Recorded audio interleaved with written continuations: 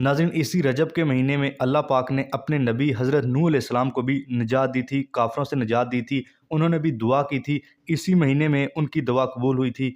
आप भी नाज़रीन दुआ कर लें, आप भी इस वज़ीफ़े को अच्छी तरह कर लें। एक तस्बीह करके, छोटी सी नाज़रीन तस्बीह है, आपकी भी दुआएँ कबूल हो जाएँगी इंशाअल्लाह। आपको भी निजात मिल जाएगी। ये दुनिया की मुश्किलात हैं, आपके ऊपर बीमारी है, घर में तंगदस्ती है, मुश्किलात हैं, बच्चों का मसला है, औलाद का मसला है, अपना घर नहीं है, या नाज़रीन अपना घर है लेकिन नॉर्मल है, आप ये चाहते हो कि हमारा भी अच्छा घर हो। इंशाअल्लाह अल्लाह पाक के हुक्म से आपको अच्छा घर भी मिलेगा।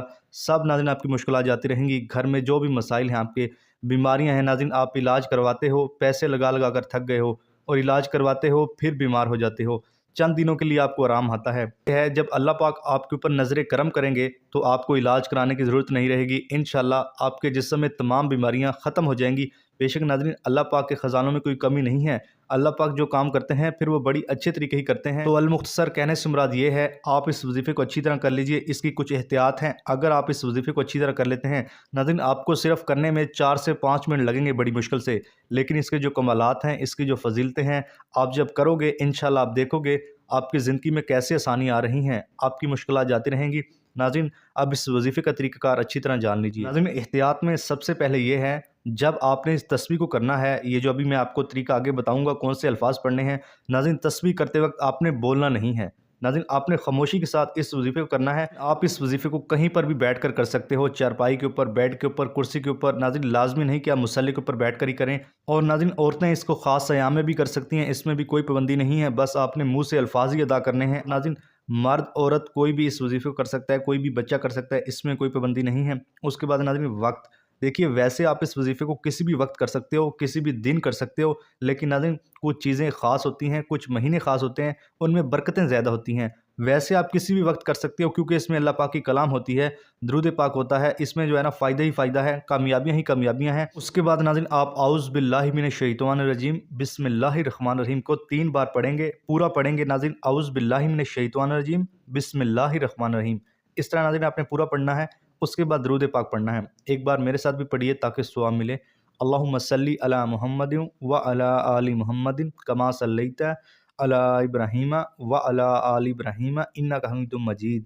अल्लाहुम्मा बारिक अला मुहम्मदिन व अला आलि मुहम्मदिन कमा बारकता अला इब्राहीम व अला आलि इब्राहीम इन्नका हमीदुम मजीद। नाज़रीन ये दुरूद पाक आपने 7 बार पढ़ना है और पूरा पढ़ना है, अच्छी तरह पढ़ना है। नाज़रीन मैं जैसा कि पहले भी आपको बता चुका हूँ, कोई भी जब वजीफ़ा करते हो जल्दी जल्दी आपने नहीं पढ़ना। और नाज़रीन अगर किसी मेरे बहन भाई को ये दुरूद इब्राहिमी नहीं आता नमाज वाला, तो वो कोई सा भी दुरूद पढ़ सकता है जो उसको आता है, और अगर कोई भी नहीं आता तो वो इतना कह सकता है सल्लल्लाहु अलैहि वसल्लम। उसके बाद नाज़रीन आपने सबसे पहले एक बार सूरतुल इखलास को पढ़ना है। कुल हुवल्लाहु अहद अल्लाहु समद लम यलिद वलम यूलद वलम यकुल लहु कुफुवन अहद। नाज़रीन सिर्फ एक ही बार पढ़ना है।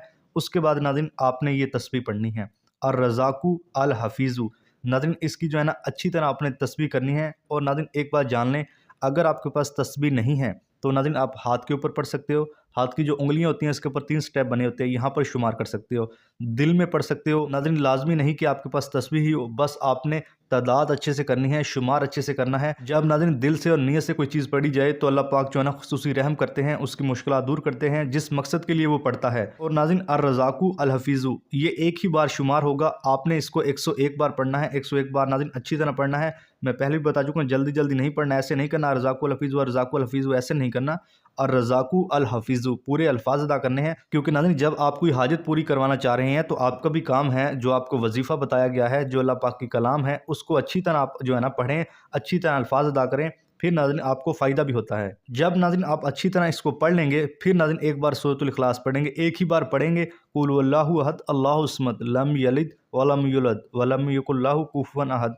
नाज़रीन इस सूरत की बहुत सी फजीलत है, इसमें अल्लाह पाक की बड़ाई बयान की गई है, अल्लाह पाक की वहदनियत, अल्लाह पाक का तारुफ है। इस सूरत की नाज़रीन बहुत सी बरकतें हैं। इंशाअल्लाह जब आप ये तस्बीह पढ़ोगे, ये जो सारा तरीका मैं बता रहा हूँ, इंशाअल्लाह ये कलमात बहुत ही फजीलतों वाले हैं, ऊपर से महीना भी बहुत सी फजीलतों वाला है। इंशाअल्लाह अल्लाह पाक के हुक्म से आपकी मुश्किलात जाती रहेंगी। घर में जो भी आपके मसाइल हैं, बीमारी है, पैसे का मसला है, नाज़रीन दौलत का मसला है, हर वक्त जो है ना आप बीमार रहते हो, इलाज करवा करवा कर थक गए हो, इंशाअल्लाह अल्लाह पाक आपकी जो है ना तमाम बीमारियां भी दूर कर देगा, आपको हर बीमारी से निजात दे देगा। उसके बाद नाज़रीन आपने फिर दुरूद पाक पढ़ना है। एक बार फिर नाज़रीन मेरे साथ पढ़िए। देखिए वक्त तो गुजर ही जाएगा, लेकिन जो वक्त नेकी में गुजर जाए उससे जो है ना अच्छा कोई वक्त नहीं है। इसका जो है ना हमें आखिरत में भी फ़ायदा, दुनिया में भी फ़ायदा।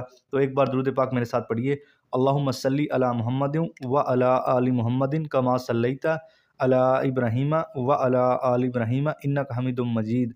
अल्लाहुम्मा बारिक अला मुहम्मदिन व अला आलि मुहम्मदिन कमा बारकता अला इब्राहीम व अला आलि इब्राहीम इन्नका हमीदुम मजीद। नाज़रीन, आखिर में आपने ये दुरूद पाक 3 बार पढ़ना है और अच्छी तरह पढ़ना है, पूरे अल्फाज अदा करने हैं। जैसा कि मैं पहले भी बता चुका हूँ, अगर किसी मेरे बहन भाई को ये दुरूद पाक नहीं आता तो वो कोई सा भी पढ़ सकता है, और अगर कोई सा भी नहीं आता तो इतना कह सकता है सल्लल्लाहु अलैहि वसल्लम।